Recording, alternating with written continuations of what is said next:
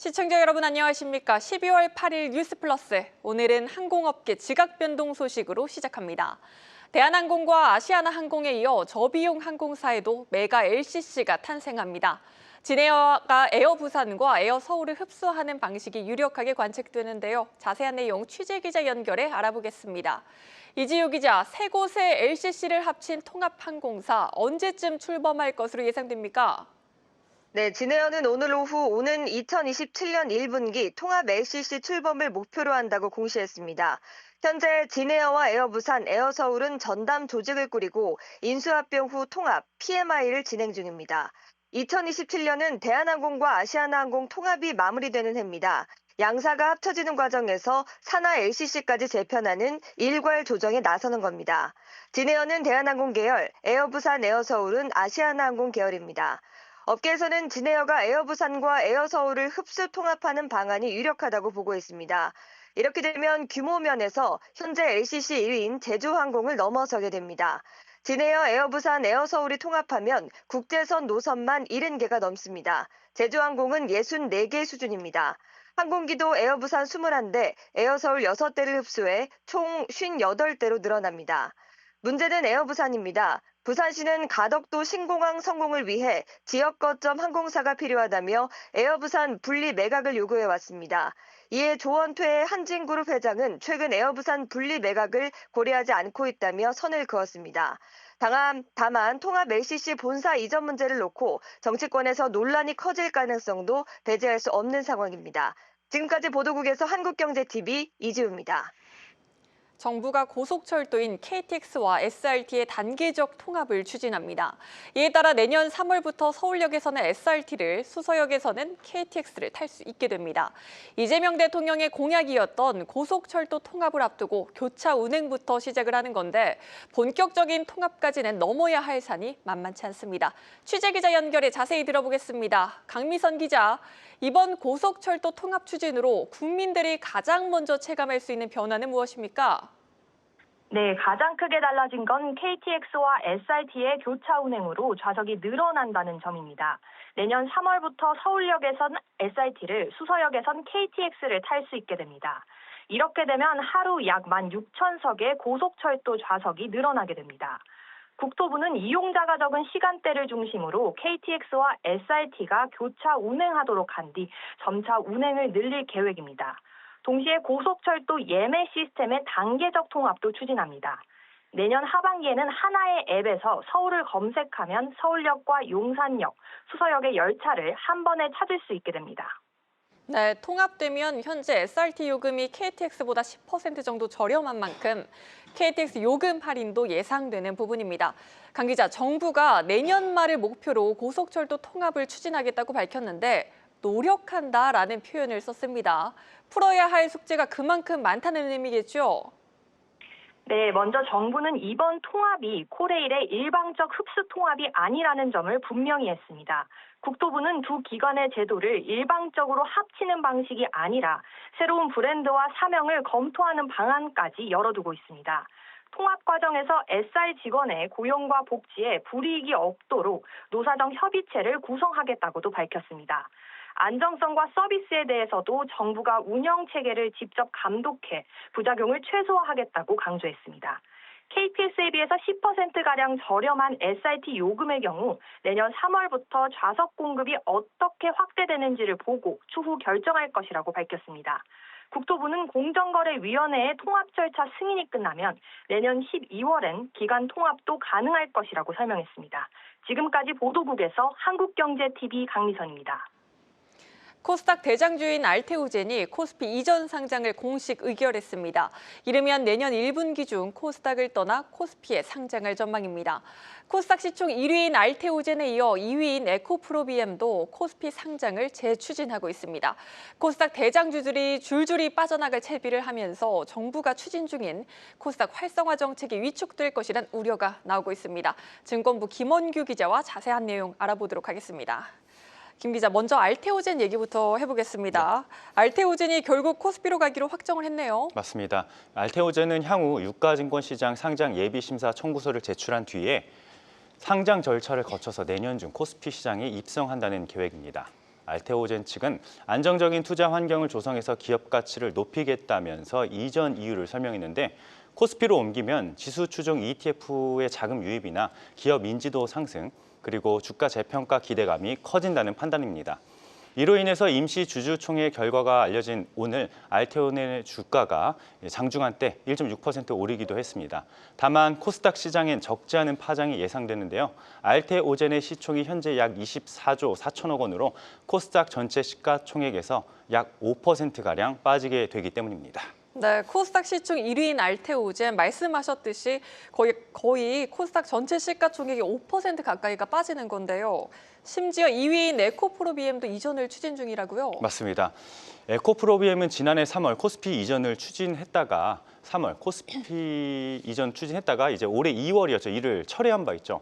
당시 회사 측은 여러 제반 여건을 고려했다고 공시했는데 실제 지난해 연간 기준 영업 손실은 약 400억 원으로 적자 전환했고요. 매출액도 2조 7천억 원으로 전년 대비 약 60% 감소했습니다. 전기차 시장의 캐즘 현상과 2차 전지 업황 둔화가 영향을 줬습니다. 이처럼 실적이 부진한 상태에서 코스피 이전을 강행하기에는 리스크가 크다는 판단이었습니다. 하지만 올해 들어서 실적이 본격적으로 개선되면서 이전 검토 움직임이 다시 수면 위로 떠오른 상황입니다. 먼저 1분기 실적은 매출 6천억 원, 영업이익은 23억 원으로 흑자 전환에 성공했습니다. 2분기 매출 7천억 원, 그리고 영업이익도 490억 원을 기록했습니다. 3분기에도 매출이 다소 떨어지긴 했지만 영업이익이 500억 원을 돌파하면서 3분기 연속으로 흑자를 기록했습니다. 회사도 앞서 지속적인 실적 개선이 확인되면 예비 심사를 재신청하겠다고 밝힌 만큼 이전 가능성에 더욱 무게가 실리고 있습니다. 네, 알테오젠에 이어 연달아 하게 되면 시장에 충격이 좀 있을 수밖에 없을 것 같습니다. 이전 상장 시기가 언제쯤으로 예상되고 있습니까? 아직 공식적으로는 이전 절차가 시작된 것은 아닙니다. 이 한국거래소 유가증권시장본부 상장부에 확인을 해봤는데요. 코스닥 기업 중에서 이전 수요가 있는 것은 사실이나 에코프로비엠의 이전 상장 관련해서 공식적인 신청은 아직이라고 밝혔습니다. 에코프로비엠 측은 실적 회복 추세를 지켜본 뒤에 구체적인 시기를 결정하겠다고 설명했습니다. 네, 그런데 원한다고 다 갈 수는 없습니다. 코스피로 이전 상장하려면 사실 충족해야 하는 여러 가지 요건들이 있는데요. 에코프로비엠 이 부분들은 다 충족한 상황입니까? 일단 형식적으로 그런 요건이라고 하죠. 그 부분은 전혀 문제가 없습니다. 코스피 이전을 위해서 필요한 요건은 자기 자본 300억 원 이상, 상장 주식수 100만 주 이상, 그리고 일반 주주 지분율 25% 이상 또는 500만 주 이상입니다. 에코프로비엠의 현황을 보면은 자기 자본은 약 3조 8천억 원, 상장 주식수는 9,700만 주, 그리고 일반 주주 비율은 55%, 보유 주식은 1,600만 주로 조건을 모두 충족하고 있습니다. 관건은 그 다음 단계인 질적 심사입니다. 여기에서는 회사의 지배구조 투명성, 공시 이행 여부, 내부 거래 구조, 수익 지속성 등을 종합적으로 평가하는데 특히 모 회사인 에코프로가 약 40%의 지분을 보유하고 있다는 점, 그리고 그룹 내부 거래 비중이 높은 그 구조가 주요 변수로 꼽힙니다.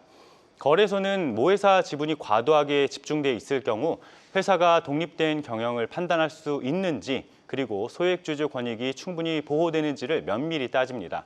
또 에코프로 그룹은 양극재, 배터리 소재, 리사이클 계열사 간 내부 거래 비중이 높은 편인데요.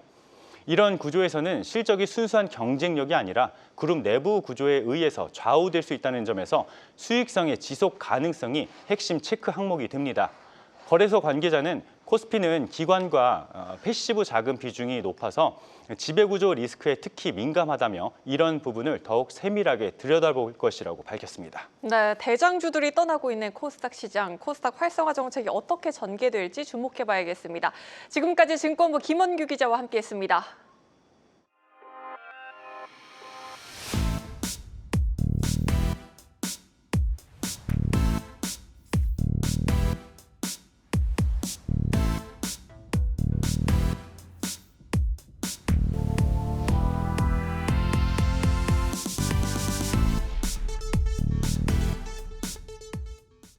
지난달 IMA의 선두주자로 한국투자증권과 미래에셋증권이 선정된 이후 1호 상품에 대한 기대가 높죠. 이르면 이번 주 출시 예정이라고 저희가 지난주 보도해드렸었는데 상품 출시를 코앞에 두고 막판에 세금이 변수로 발목을 잡고 있습니다. 자세한 내용 증권부 이민재 기자와 알아보도록 하겠습니다. 이 기자, 이르면 이번 주 출시되기로 했었는데 막판에 세금이 변수로 떠오르면서 일정이 지연되고 있다고요? 맞습니다. 통상 이제 상품 심사가 한 15일 정도 걸리거든요. 이 계산대로라면 IMA 1호 상품이 12월 첫째 주에 나와야 됩니다. 하지만 실제로는 심사가 다소 지연되는 분위기인데요.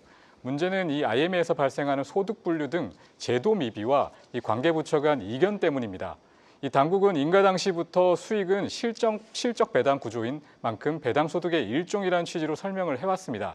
하지만 이제 막상 상품 심사 단계에서 소득을 어떻게 구분할지에 대한 명확한 문구가 없다 보니 이 부분이 걸림돌로 떠오른 상황입니다. 관련 불확실성의 증권사들은 소득 분류 확정을 기다리는 형국인데요. 금감원은 첫 IMA 상품인 만큼 TF를 꾸려 사전 컨설팅을 제공하겠다고 했습니다. 그러나 정작 가장 기초가 되는 소득 분류 기준을 미리 정비하지 못한 상태에서 인가와 상품 심사가 진행되면서 제도 공백이 현실적인 지연 요인으로 드러난 셈입니다. 네, 소득 분류 기준이 배당이 아니라면 이자일 텐데 배당으로 분류되는 것과 이자로 분류되는 것 어떤 점이 다른 겁니까? 사실 이제 세율만 놓고 보면 이자나 배당이나 똑같기 때문에 큰 이견은 없습니다. 단순히 어느 쪽이 유리하냐 이런 문제는 아닙니다. 다만 업계에서는 IMA를 배당 소득으로 분류해 두면 앞으로 별도의 세제 혜택을 받을 여지가 생길 수 있다고 보고 이 상품 출시 속도도 끌어올리려는 분위기입니다. 반대로 기재부는 절차를 감안하면 업계가 원하는 속도를 맞추기가 어렵다 보니까 상대적으로 손보기가 덜 부담스러운 이자 소득 쪽을 함께 거론하는 모양새입니다. 이 배당 소득으로 명시를 하려면 소득세법에 근거 조항을 넣어야 됩니다. 기재부 확인 결과 빨라야 이달 말에 개정안을 올려 내년 초부터 적용하는 일정이 가능하다는 입장입니다. 다만 시장에서는 어느 소득으로 보겠다는 방향성만 먼저 안내하면 실제 시행일 이전이라도 그 기준을 전제로 상품 인가를 진행할 수가 있습니다. 이런 이유로 연내 또는 그보다 빨리 1호 상품 출시는 가능하다는 전망이 나옵니다. 네, 정리하자면 업계에선 배당으로 놓고 추후 세제 혜택 여지까지 남겨두고 싶어 하는 상황이고 기재부에선 이자 소득으로 분류하는 방안을 거론하고 있습니다. 출시가 지연되고 있는데요. 투자자 입장에선 과세 시기 등도 따져봐야 어떤 방향이 더 좋은 건지 판단이 설 것 같습니다. 배당이냐 이자냐에 따라서 이런 기준들도 달라질 수 있는 겁니까? 맞습니다. 핵심은 언제, 어떤 구조로 지급하냐인데요. 먼저 이자 소득으로 본다면 이 약정된 이자를 지급하는 날이나 만기 중도 해지 시 이자를 정산하는 날이 과세 기준 시점이 됩니다. 이 같은 경우에 같은 해에 받은 이자 소득이 모두 합산돼서 금융소득으로 잡힙니다. 다만 증권사가 설계를 바꿔서 이자 지급을 여러 차례로 나누면 과세 연도를 분산시키는 것이 가능합니다. 또 배당 소득의 경우에서는 분배금을 지급받는 날을 기준으로 과세를 합니다. 현재 이제 IMA에서 논의 중인데 이 만기 일시 지급형 구조가 유력한 상황인데요. 이 경우에는 3년이나 5년치 수익이 만기 연도에 한꺼번에 잡히면서 그의 배당 소득으로 몰리는 구조가 됩니다. 결국 IMA가 배당 소득이든 이자 소득이든 실제 과세는 언제 지급하느냐에 따라 달라집니다. 약관에서 만기 일시 지급으로 설계를 하면 만기 연도 한 해에 소득이 집중되고 중간 지급형으로 설계를 하면 여러 연도에 나눠서 과세되는 구조가 되는 겁니다. 하지만 중간에 수익을 분할 지급하려면 운용자산을 일부 매도하거나 회계사항 이익을 확정해 투자자에게 넘겨야 합니다. 이 과정에서 약정 수익률보다 왜 적게 나오냐 등의 분쟁 소지가 생길 수 있는 점이 부담입니다. 네, 또 살펴봐야 할 포인트가 IMA 출시 전부터 세제 인센티브가 필요하다는 얘기도 많이 나왔습니다. 이 논의는 지금 어떻게 진행되고 있습니까? 일단 소득 분류조차 확정되지 않은 만큼 세제 인센티브에 대한 것은 진전이 없는데요. 하지만 논의가 필요하다는 의견이 계속해서 제기가 됩니다. 현재까지는 IMA 구조가 만기 때 수년치 수익을 한꺼번에 지급하는 방향으로 가고 있는데요. 이렇게 되면 1억 원에 3년 만기, 연 6% 수익이라면 종합과세 대상인 2천만 원 기준을 넘길 수가 있습니다. 세 부담이 크다고 느끼면 정작 투자자들이 적극적이지 않을 수가 있는데요. 기재부에 따르면 현재로서는 IMA에 별도 세제 혜택을 줄 계획은 없습니다. ISA처럼 전 국민을 대상으로 한 절세 계좌가 아니기 때문인데요. 특정 투자층을 겨냥한 상품에 동일한 혜택을 주기 어렵다는 입장입니다. 이 때문에 업계에서는 상품 설계 차원에서 중간 배당 등 대응책을 찾는 모습입니다. 네, 여기까지 듣겠습니다. 증권부 이민재 기자였습니다.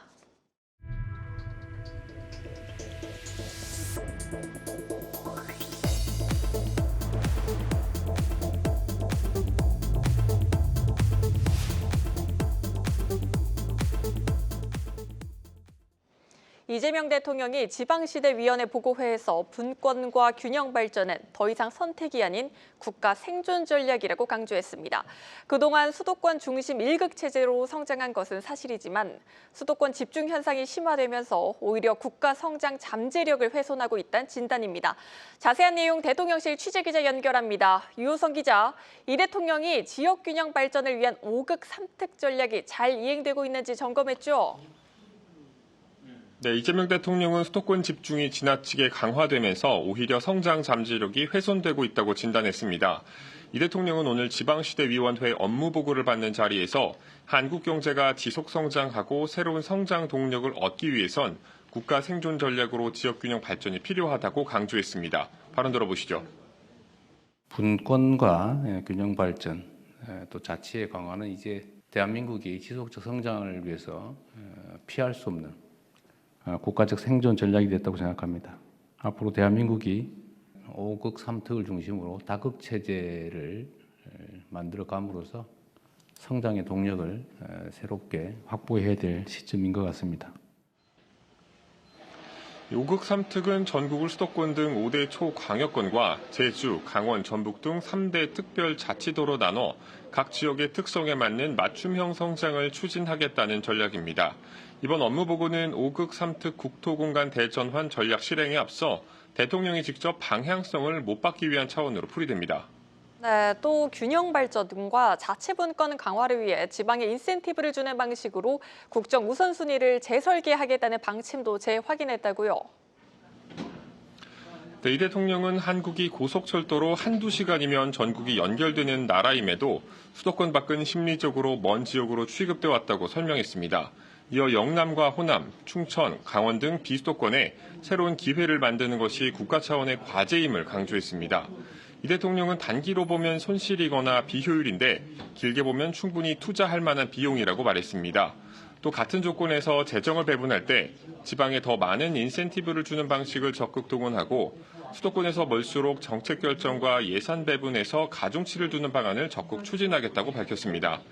이 대통령은 자원의 효율적 배분은 국가적 과제라며 지방시대위원회는 경로, 방법을 고민하고 실현 가능한 방안을 마련해달라고 주문했습니다.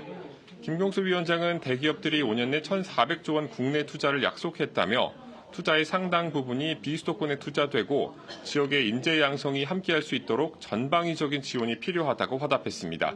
지금까지 대통령실에서 한국경제TV 유호성입니다. 최근 국산 콩 과잉 생산에 대한 우려가 커지고 있습니다. 소비량이 줄어드는 쌀 대신 올해는 논에 콩을 많이 심었는데 하필 소비가 받쳐주지 못하는 상황입니다. 국산 콩 소비를 위해 정부는 물론 농가와 업계가 상생 방안을 찾고 있습니다. 보도에 이혜곤 기자입니다. 한국농촌경제연구원에 따르면 올해 농콩 재배 면적은 32,920헥타르로 전년 대비 46.7% 늘었습니다. 생산이 늘어 자급률은 높아졌지만 문제는 소비가 따라가지 못한다는 겁니다. 두부와 장류 등을 생산하는 업체들은 값싼 수입콩을 많이 사용하는데 국산콩 생산이 늘자 수입량이 줄어들 것을 우려하고 나섰습니다. 콩의 조율 관세 할당, TRQ 물량 외에 관행처럼 이뤄지던 추가 수입 물량이 없어지기 때문입니다. 결국 국산콩을 사용해야 하는데 3배 이상 비싼 가격이 걸림돌이 되고 있습니다.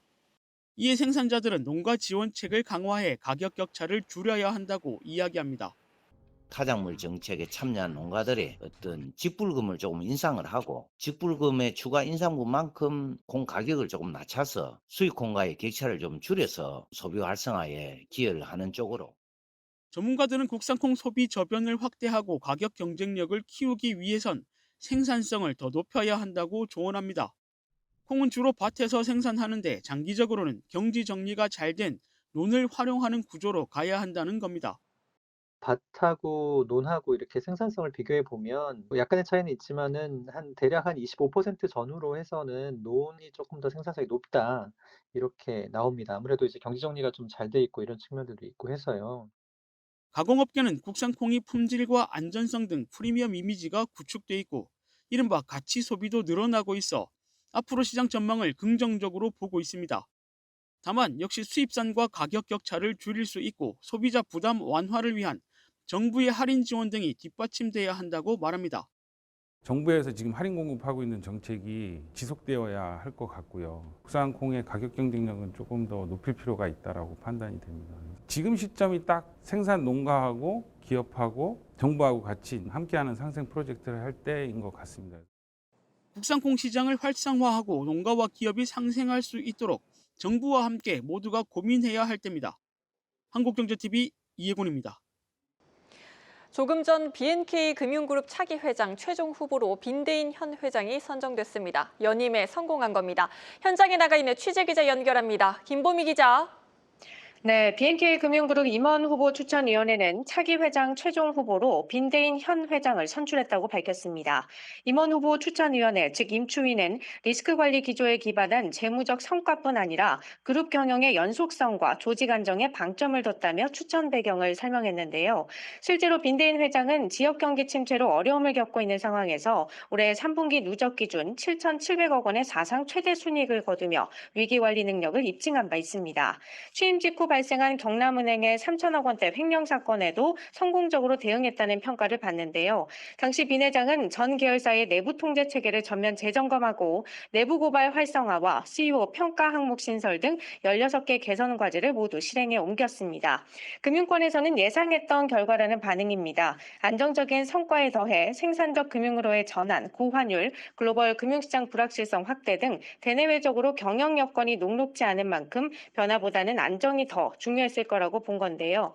빈 회장은 내년 3월 정기 주주총회와 이사회 승인을 거쳐 공식 선임될 예정입니다. 네, 그간 차기 회장 선정 절차를 놓고 여러 잡음들이 많았는데요. 이사회는 내년 주총 전까지 절차 정당성 확보에 주력하겠습니다. 네, 그렇습니다. B&K 금융은 조금 전 기자간담회를 통해 최종 후보자 인선 배경과 주요 선임 기준 등을 설명하는 시간을 가졌는데요. 이 자리에서 임추위 위원장은 충분한 시간을 갖고 여러 차례 회의를 통해 최적의 후보자를 찾기 위해 고민해왔다고 밝혔습니다. 앞서 B&K 금융지분 약 3%를 보유한 라이프 자산운용은 지난 4일 차기 회장 선임 절차가 투명성을 확보하지 못했다며 회장 선임 절차를 원점에서 다시 시작하라고 요구한 바 있습니다. 정치권과 금융당국 역시 B&K 금융 차기 회장 후보자 접수 기간이 실제 영업일 기준 5일에 불과한 것을 두고 부정적인 시각을 내비치기도 했는데요. 임추위는 다른 금융지주사들처럼 경영 승계 절차는 사전에 마련된 원칙대로 진행해 왔다면서 조만간 주요 주주들을 대상으로 빈대인 회장이 직접 향후 경영 계획 및 주주가치 제고 방안을 설명하는 자리를 마련하겠다고 밝혔고요. 내년 3월 주총 전까지 필요하다면 추가 회의를 열어서 주주 요청 사항에 대해 답하겠다고도 했습니다. 지금까지 보도국에서 한국경제TV 김보미입니다.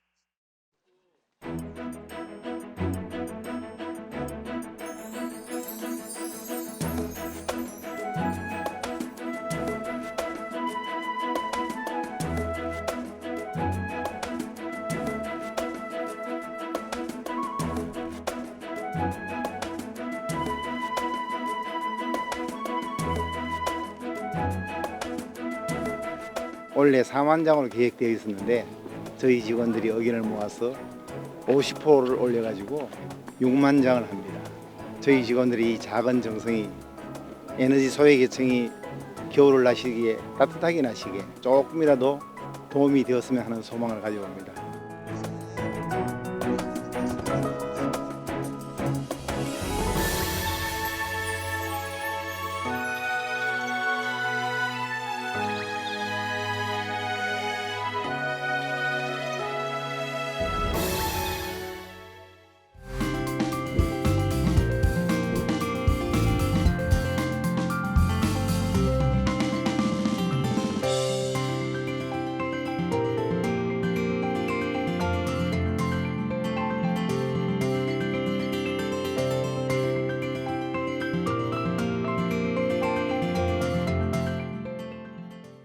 저희가 준비한 뉴스는 여기까지입니다. 시청해주신 여러분 고맙습니다.